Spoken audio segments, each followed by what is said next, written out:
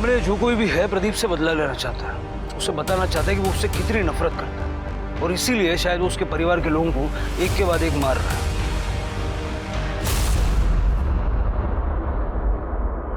कामले, मैंने देखा है कि विराज भी प्रदीप के परिवार से काफी नफरत करता है। वो हो सकता है क्या? आप लोगों में से सबसे पहले लाश किसने देखी थी? साहब मैंने देखी थी। तुम्हारा खेत है ये? नहीं साहब, प्रदीप भाऊ। तुम यहाँ क्या कर रहे थे? साहब मैं उन्हीं के यहाँ काम करता हूँ, जैसे मालिश करना, गाड़ी की साफ सफाई करना। उन्हीं के घर के लिए सब्जी लेने आया था। प्रदीप जी, ये जो कोई भी है, इसकी आपसे आपसी रंजिश है। इसीलिए शायद उसने नंदू और रत्ना को दोनों को इस तरह से पुतला बना के खड़ा किया और मुंह पे मट्टी पोत दी। मुझे लगता है कि मामला खेत से जुड़ा हुआ है। आप जरा याद करने की कोशिश कीजिए, आपकी जमीन को लेकर कभी किसी से कोई रंजिश रही है? उसी अशोक ने मारा होगा। उसी अशोक ने मेरे बहू और बेटे को मारा। वो दोनों इससे नफरत करते थे ना। मेरे बेटे में उसी के पास है।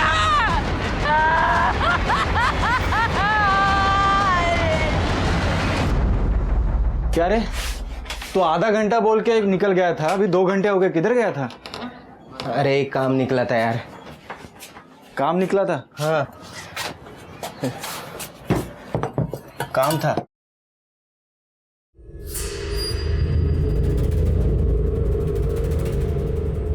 तू झूठ बोल रहा है ना? मेरे से कुछ तो छुपा रहा है। मित्र मानतोस ना मला? बोल। यार राकेश, मुझसे बहुत बड़ी गलती हो गई यार। गलती? कौन सी गलती? सर, अशोक ने जिस दुकान पे शॉपिंग की थी, ये उसका डुप्लीकेट बिल है।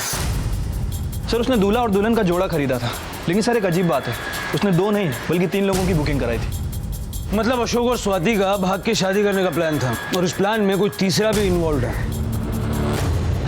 सर, आप लोग मुझे फिर यहाँ पर ले आए, मैंने सब बताया तो। ये शादी का सामान किसके लिए खरीदा था? सर, ये मैंने स्वाति के लिए खरीदा था सर। हम लोगों को समझ में आ गया था कि उसके घर वाले हमारी शादी नहीं होने देंगे, इसलिए हम लोगों ने छुप के शादी करने का प्लान बनाया था। पर उसके 1 दिन पहले ही स्वाति गायब हो गई सर। स्वाति का गायब होना भी तुम्हारे प्लान का हिस्सा है, क्योंकि तेरे और स्वाति के भागने की खबर नंदू और रत्ना को लग गई थी। उन्होंने तुम्हें रोकने की कोशिश की, और इसीलिए तुम लोगों ने अपने साथ एक तीसरे को मिलाया और नंदू और रत्ना को रास्ते से हटा दिया। नहीं सर, स्वाति उन लोगों की बहुत इज्जत करती थी। एक बार जब नंदू ने मुझे और स्वाति को साथ में पकड़ा था और मारा था, तब स्वाति ने ही मुझे रोका था पुलिस कंप्लेंट करने से। हम ऐसा सोच भी नहीं सकते हैं सर। शादी तो तुम दोनों ही करने वाले थे ना, लेकिन होटल तो 3 के लिए बुक किया था। ये तीसरा कौन है? साहब, अशोक मेरा ही बेटा है साहब। मैंने ही अपनी वकील को बोल के उनकी शादी के लिए 1 महीना पहले ही अर्जी दी थी कोर्ट में, और उनके साथ होटल में भी मैं ही रहने वाला था साहब। अगर ये शादी आप ही करवा रहे थे तो ऐसे चुपचाप करवाने की क्या जरूरत थी? बिरादरी के सामने, समाज के सामने धूमधाम से मनाने की क्यों नहीं सोची? साहब, मैं एक मामूली आदमी हूँ, और स्वाति के बाप और उसका बड़ा भाई बहुत पैसे वाले आदमी। कहीं शादी में वो बवाल ना खड़ा कर दे, इसलिए मैं चुप करके शादी कर रहा था। कामले, बाप बेटे की बातों पे भरोसा नहीं किया जा सकता। फिलहाल इनको छोड़ दो और जरा पता लगाओ कि अशोक और स्वाति की शादी में कोर्ट में गवाही कौन कौन देने वाला था। Okay sir. सर, रत्ना की पीएम रिपोर्ट। रत्ना की पीएम रिपोर्ट के हिसाब से रत्ना की हत्या भी सिमिलर हथियार और सिमिलर पैटर्न से हुई, ठीक वैसे जैसे नंदू को मारा गया। कामले, मुझे लगता है कि कातिल ने शायद इसलिए नंदू और रत्ना के मुंह पे मिट्टी लगा के उनको खेत में बिजुगा बना के खड़ा किया, ताकि हमारे शक की सुई उसके कर्जदार और किसान मजदूरों की तरफ घूम जाए। या फिर यह भी हो सकता है कि उसका प्रदीप के खेत, गांव की मिट्टी और बिजुगा से कोई गहरा संबंध हो। लेकिन कौन हो सकता है ये? विराज, जब नंदू और रत्ना की बॉडी मिली, तब जिस नफरत से वो देख रहा था और जिस तरह से उसने जमीन पे थूका था। हो सकता है सर। सर, विराज और नंदू ये दोनों अक्सर साथ रहा करते थे। सर, विराज के रहते नंदू गायब हो जाता और उसे पता भी नहीं चलता। सर, ऐसा कैसे हो सकता है? और सर, इन्वेस्टिगेशन से सामने आया है कि नंदू और रत्ना विराज को टॉर्चर किया करते थे। सर, कहीं विराज नहीं तो? सर, मुझे लगता है कि हमें इस विराज को उठा लेना चाहिए। नहीं कामले, विराज को उठाने से पहले शंकर को उठाओ। शंकर से हम विराज की सारी हिस्ट्री निकालेंगे। Okay sir. नागेश मोहिते के बारे में कुछ पता चला? सर, गांव वालों से उसके बारे में पूछताछ की है। उनका कहना है कि उसका कोई एक ठिकाना नहीं है। खबरियों को अलर्ट कर दो, उनसे कहो कि नागेश जैसे ही गांव में दिखाई दे सबसे पहले हमें पता चलना चाहिए। तब तक मैं देखता हूं कि इस विराज की नफरत किस हद तक जा सकती है।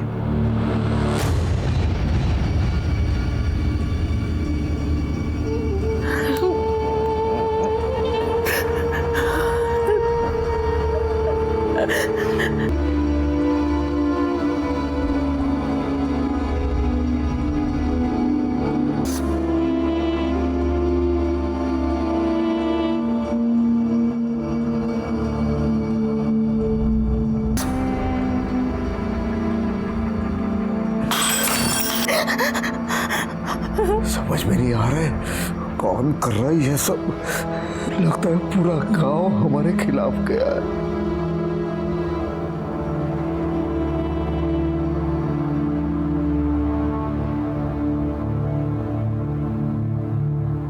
मालिक, आपने मुझे बुलाया? हाँ, ये रख, ये तुम्हारा आज तक का हिसाब है। कल से नौकरी पे आने की जरूरत नहीं, जाओ। नहीं नहीं, मुझे नौकरी से मत निकालो, मैं भूखा मर जाऊंगा। मुझे मत निकालो मालिक। जाओ जाओ जाओ जाओ यहाँ से, निकल जाओ मालिक। जाओ जाओ।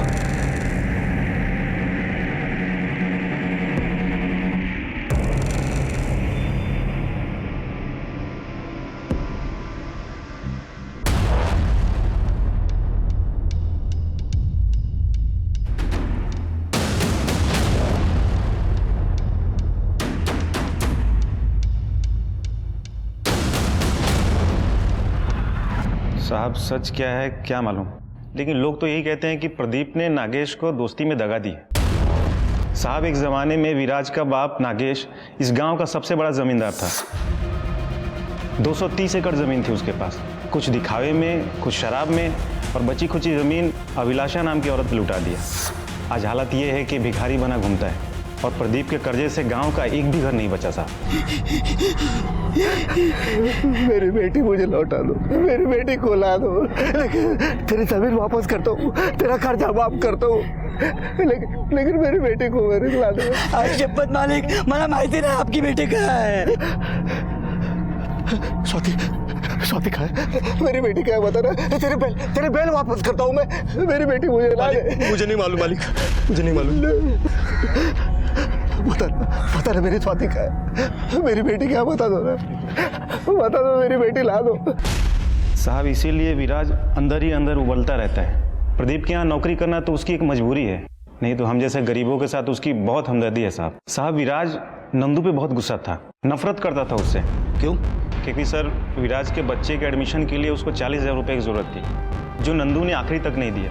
नंदू और रत्ना ने मिल के उस बेचारे को घुमाते रहते साहब। अगर मेरे बेटे के साथ कुछ हुआ ना तो जान से मार दूंगा सबको, आग लगा दूंगा गाँव में।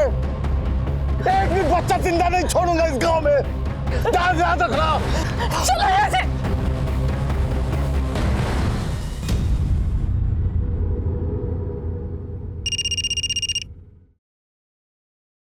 हेलो, ठीक है हम लोग पहुंच रहे हैं। सर, गांव के लोग प्रदीप की जान लेने पे उतारू हैं। क्या?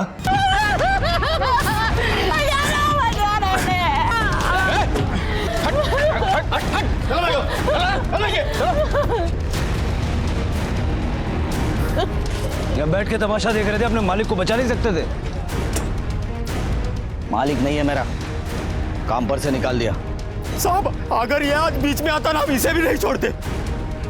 प्रदीप साहब हत्यारा है, इसने मेरे बच्चे की जान ली है साहब, वो देखिए साहब। साहब प्रदीप ने कुएं के पानी में जहर मिलाया है, मैंने खुद देखा है।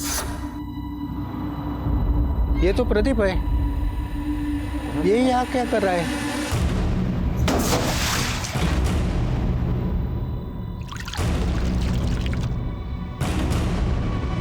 किसने क्या किया है ये हम पता लगा लेंगे। जब तक उस पानी का टेस्ट नहीं हो जाता, कोई उस कुएं से पानी मत पीना। बॉडी को पोस्टमार्टम के लिए भेजो।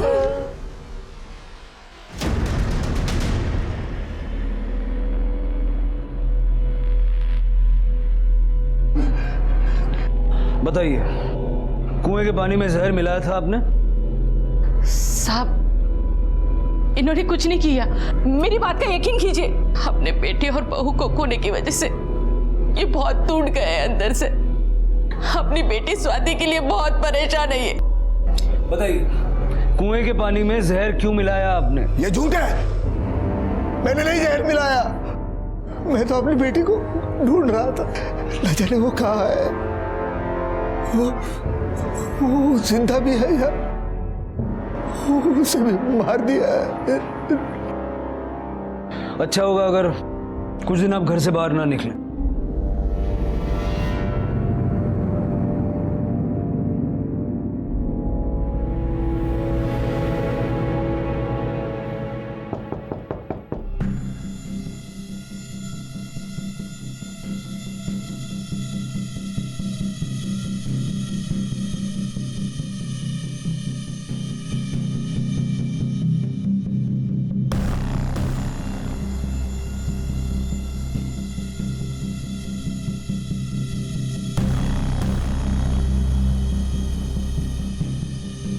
स्वाति का दुपट्टा है।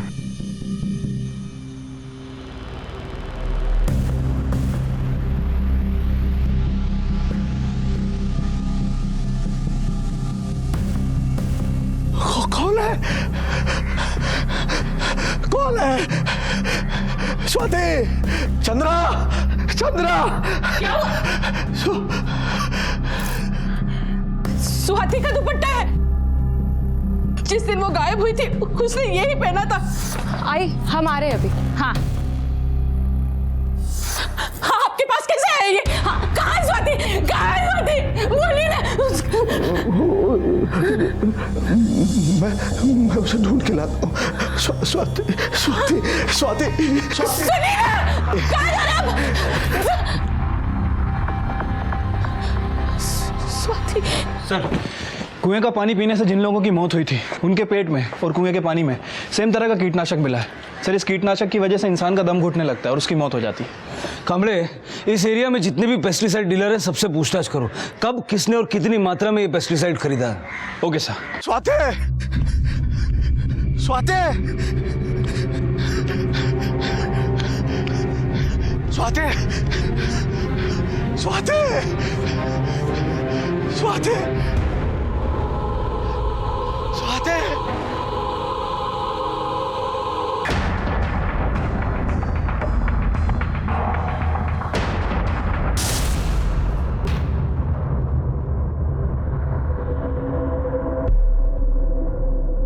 सर, इसे भी नंदू और रत्ना की तरह मारा गया, लेकिन इस बार वेपन बॉडी पर ही है। सर, कहीं ऐसा तो नहीं कि कातिल हमें बताना चाहता है कि उसका बदला पूरा हो गया? स्वाति अभी भी गायब है कांबड़े, उसका बदला पूरा नहीं हुआ है। वो इसके पूरे परिवार को मारना चाहता है। तब इनके हाथ में स्वाति का दुपट्टा था और दान की कलियां थी। मुझे बोल कर निकले थे मैं स्वाति को ढूंढने जा।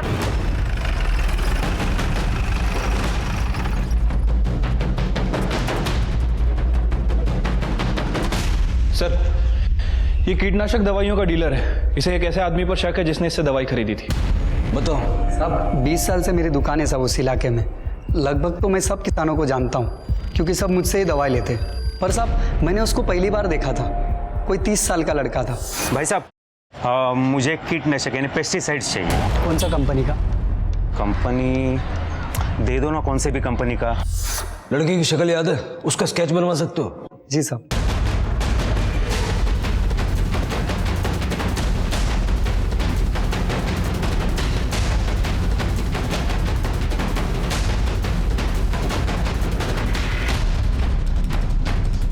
सर, ये रहा उस लड़के का स्केच।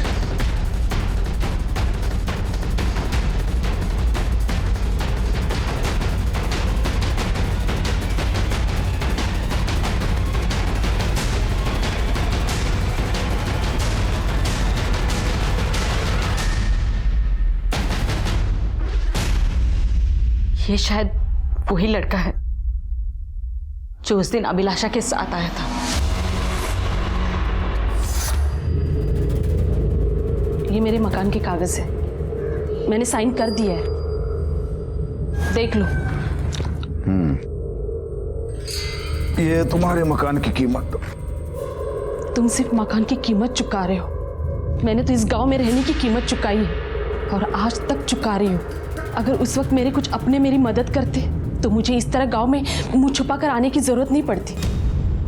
लेकिन गलती तो मेरी है, मैंने लोगों से उम्मीद रखी, वो भी उनसे जो सिर्फ व्यापार करना जानते हैं। ठीक है, कितनी बोलते हैं? मकान की कीमत मिल गई ना तो निकलो यहाँ से, बहुत हो गया, जाओ। अभी बहुत हुआ कहाँ है, अभी बहुत कुछ होना बाकी है।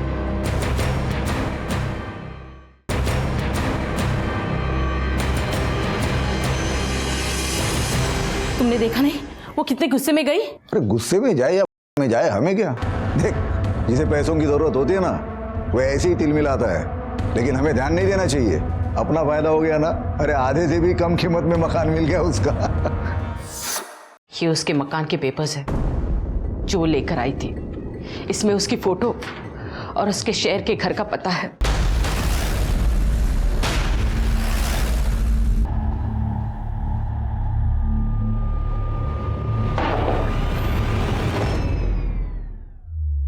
अभिलाषा, जी कहिए। तुम्हें हमारे साथ पुलिस स्टेशन चलना होगा। क्यों?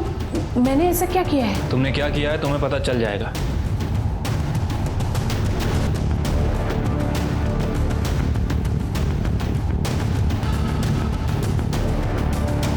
वो लड़का कहाँ है जिसके साथ तुम मदनपुर आई थी? वो पुणे गया है। ठीक है, तुम मिल गई, वो भी मिल जाएगा। नागेश को कहां छुपा रखा है? झूठ बोलने की कोशिश मत करना, क्योंकि हम जानते हैं नागेश तुमसे मिला हुआ है। विराज ने उस दिन गांव की मार्केट में तुम्हें देख लिया और उस दिन से 4 लोग गायब हैं। नंदू, रत्ना, स्वाति और नागेश। उस दिन प्रदीप को अपना मकान बेचकर वो रुपए लेकर मैं बाजार से निकल ही रही थी, तभी अभिलाषा अभिलाषा, मुझे अपने साथ ले चलो ना तुम। देखो मेरी जिंदगी नरक हो गई है तुम्हारे बिना। और जो मेरे साथ हुआ था वो भूल गए? क्या हुआ था तुम्हारे साथ? उस दिन नागेश को देखकर मुझे मेरा अपमान याद आ गया था, लेकिन नागेश ने मेरा पीछा नहीं छोड़ा। मैंने उसे कहा, मैं तुम्हारे परिवार से अपनी बेइज्जती का बदला लेना चाहती हूँ। अगर तुम मेरे साथ चलते हो तो उस मकान के कागज लेकर आना जिसमें तुम्हारी बीवी और बेटा रहता है। उसके बाद ना नागेश मुझे मिला, ना उसका कोई फोन आया।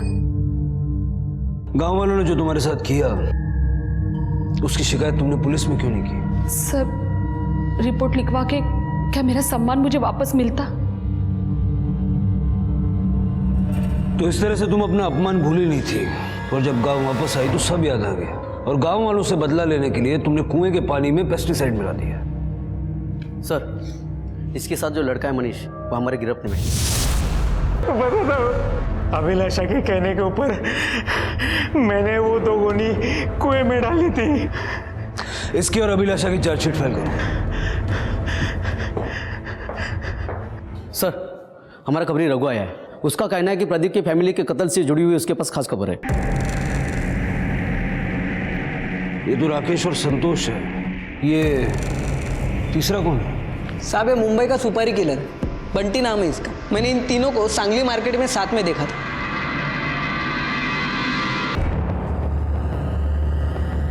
बताने की जरूरत है कि ये कौन है, या बताऊं? बंटी, मुंबई का कॉन्ट्रैक्ट किलर। अब प्यार से बिना मार खाए बता दो, स्वाति कहां है? क्या क्या उसके साथ? अब भी बोला बिना मार खाए बता दो। मेरा लेना देना कुछ नहीं है साहब। साहब मारो मत साहब, गलती हो गई साहब। वो रत्ना के केस की वजह से मेरा जीना हराम हो गया। मेरी छोटी बहन है, उसकी शादी करनी थी, लेकिन वो भी टूट गई। पैसा नहीं, कुछ नहीं। मैं बोला दुकान बेच के उसकी शादी करेंगे, चलो। ताला लगा तो लगा, बेचने जाऊँ तो कोई लेना नहीं था।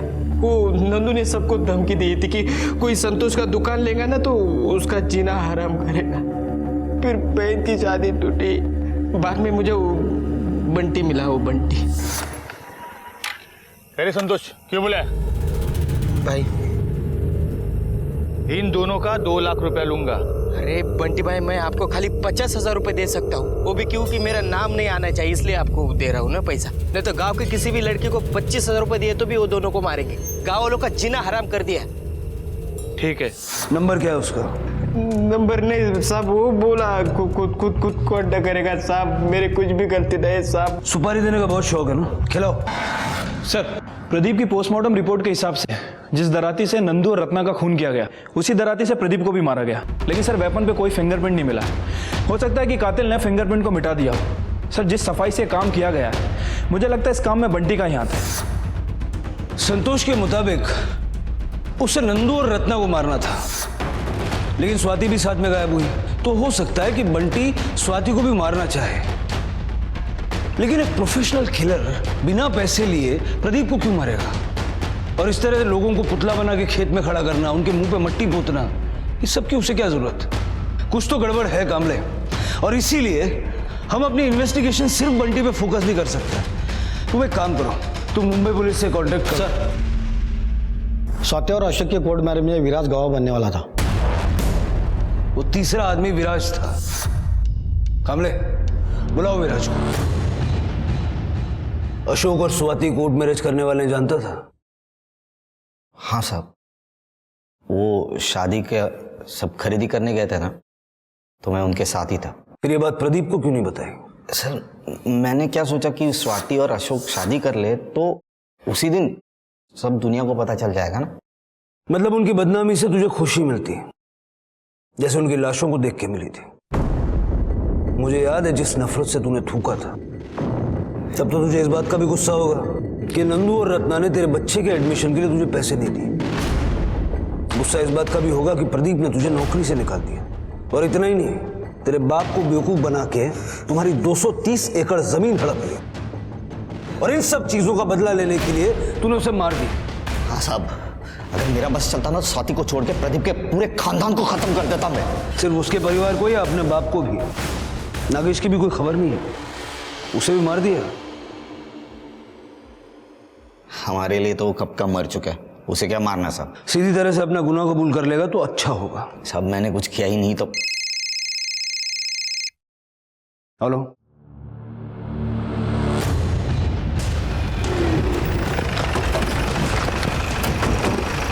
साहब इस तरफ, यही रुको। कमले, गले के निशान देख के लगता है कि गला घोंट के मारा गया, घोंट के निशान नहीं है, और कपड़े देख के भी नहीं लगता कि कोई जोर जबरदस्ती हुई है। सगड़े का जरा चेक करो। हो सर। सर ये तो नंदू का मोबाइल है और ये रत्ना का। इसका मतलब हुआ स्वाति के साथ साथ नंदू रत्ना को भी यहीं लाके मारा गया। लाश को सबसे पहले किसने देखा? साहब इन लोगों ने। हाँ साहब, हम जानवरों के लिए घास काटने के लिए आए थे। धूप बहुत तेज थी, सोचा आराम कर लूँ थोड़ा। देखा वहाँ लाश पड़ी थी, शंकर जा रहे थे, उनको मैंने बताया। बोला। सर बंटी के बारे में मुंबई पुलिस से कुछ इन्फॉर्मेशन मिली है। सर मुंबई पुलिस के मुताबिक 13 अक्टूबर की रात को उन्होंने बंटी को एनकाउंटर में मार गिराया, जबकि ये नंदू, रत्ना और प्रदीप का मर्डर 13 तारीख के बाद हुआ है। मतलब इन हत्या में बंटी का कोई हाथ नहीं है। कमले, मुझे लगता है कि किलर कोई ऐसा है जो प्रदीप के परिवार के बारे में हर छोटी से बड़ी बात जानता है। और अगर मैं इस एंगल पे सोचता हूं तो सबसे पहला नाम मेरे दिमाग में आता है अशोक, दूसरा विराज, विराज का बाप नागेश, जो कि प्रदीप का दोस्त भी रह चुका है। हो सकता है कि विराज और उसके बाप ने मिलकर इस काम को अंजाम दिया हो। और विराज और उसकी मां ने नागेश के गायब होने की झूठी खबर फैलाई हो।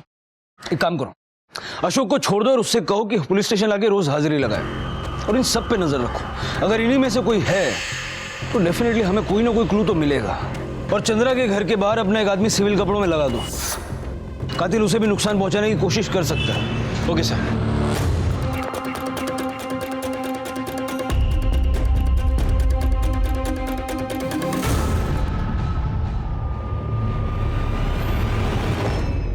विराज अपने बाप से इतनी नफरत करता है कि उसे जीते जी मरा हुआ मानता है। फिर वो नागेश को क्यों ढूंढ रहा था? और नागेश के बारे में उसने तुमसे ही क्यों पूछा? ये तो पता नहीं साहब क्यों ढूंढ रहा है, लेकिन उसने मुझे इसलिए पूछा क्योंकि जिस दिन नंदू की लाश मिली थी उस रात नागेश मुझे मिला था। अरे क्या रहे गोपाल, अभी तक देसी में फंसा है तू। आज तेरे को अंग्रेजी पिलाता हूँ मैं।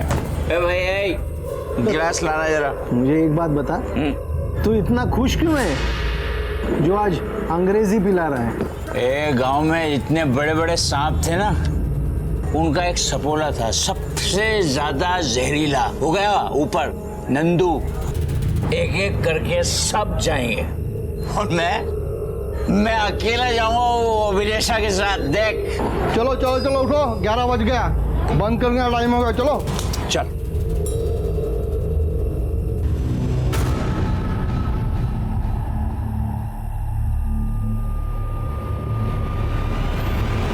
उसके बाद हम बातें करते टहलते नागेश के घर तक चले गए। उसने बताया कौन सा काम निपटाना चाह रहा था? मतलब उस दराती के बारे में या अभिलाषा के बारे में या प्रदीप और उसकी फैमिली के बारे में? नहीं साहब। ठीक है, जाओ। कमले, अगर इस गोपाल की बात को सच माने तो 11 बजे तक नागेश अपने घर गया, जबकि सुनीता ने हमसे कहा कि वो 9 बजे के बाद आया ही नहीं। रात को 9 बजे के आसपास देखा था, उसके बाद से कहाँ है मालूम नहीं। अगर ये गोपाल सच बोल रहा है तो फिर सुनीता हमसे झूठ क्यों बोल रही? सर हो सकता है कि नागेश को सुनीता और योगेश ने बाद में देखा ही ना हो, और वैसे भी उन दोनों को उसकी कुछ ज़्यादा पड़ी नहीं है। सर ये स्वाति की पीएम रिपोर्ट। सर रिपोर्ट के हिसाब से स्वाति की मौत गला घुटने की वजह से हुई, तो कोई भी सेक्सुअल असॉल्ट भी नहीं हुआ है। मतलब कातिल प्रदीप रत्ना और नंदू से जितनी नफरत करता था उतनी स्वाति से नहीं करता। ये विराज हो सकता है क्योंकि वो शादी में भी इन्वॉल्व था। सर कहीं ये काम ये दोनों बाप बेटे मिलकर तो नहीं कर रहे? चलो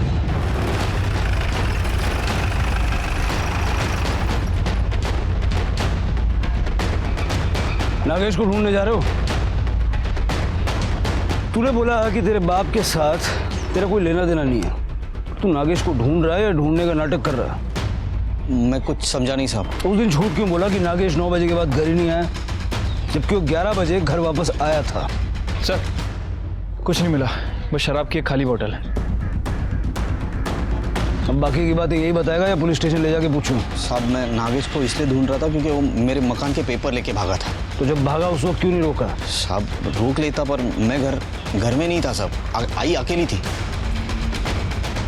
माँ कहाँ तुम्हारी? आई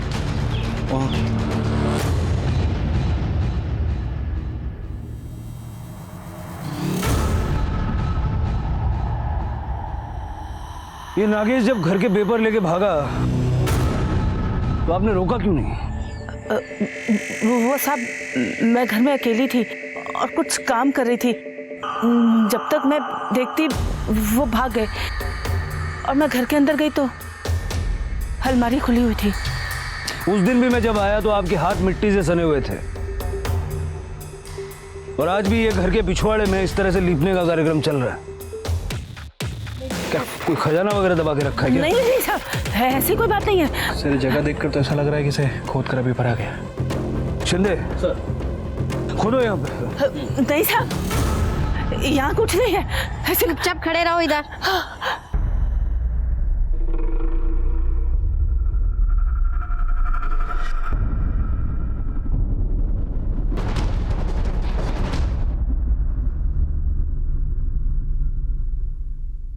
आई ये तूने क्या किया? जब विराज कर रहा है तो आई क्या गई तू जागी? ये क्या हुआ सब? हाँ तेरा बाबा नागेश बहू के गहने लेके भाग रहा था तो गहने का?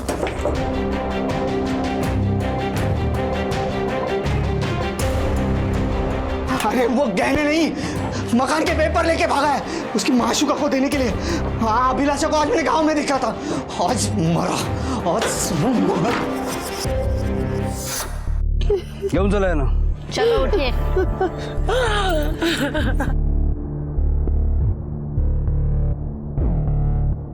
सर आज के अखबार में प्रदीप से रिलेटेड एक इन्फॉर्मेशन छपी है। सर आज से 20 साल पहले इसी गांव में किसानों और मजदूरों के ऊपर नरसंहार हुआ था। सर उसका प्राइम सस्पेक्ट प्रदीप था, लेकिन उसके खिलाफ कोई सबूत नहीं मिला और उसे छोड़ दिया गया। सर इस नरसंहार में लगभग सभी लोगों की मौत हो गई थी, लेकिन एक 2 साल का बच्चा बच गया था। कामले पता करो ये बच्चा कौन था और अब कहाँ है? पाटिल साहब आप इस गांव के सरपंच हैं, पिछले 3 पीढ़ियों से यहीं पे। 20 साल पहले इस गांव में एक नरसंहार हुआ था। किसने किया था, क्यों किया था, कुछ पता है उसके बारे में? गरीब किसान थे साहब, उनकी जमीन प्रदीप ने जबरदस्ती हड़प ली थी। उन्होंने पुलिस में रिपोर्ट दर्ज की तो प्रदीप ने मना किया। वो लोग नहीं माने तो फिर उसके बाद जो कुछ हुआ। वो बच्चा कहाँ है, कौन है, पता है उसके बारे में? हाँ इसी गांव में है, बहुत मेहनती है।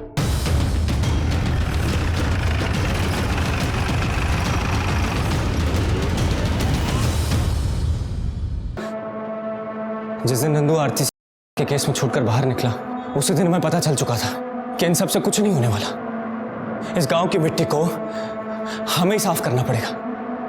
पूरा गांव उनके अत्याचारों से परेशान था साहब, पर कोई हिम्मत ही नहीं करता था साहब, सब डरते थे।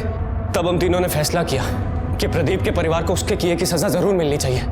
और उस दिन जब नंदू खेत से बाहर निकला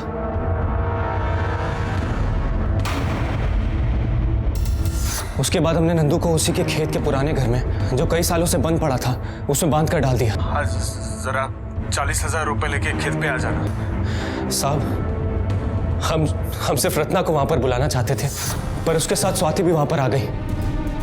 भाव तो कहीं नहीं दिखाई दे रहे।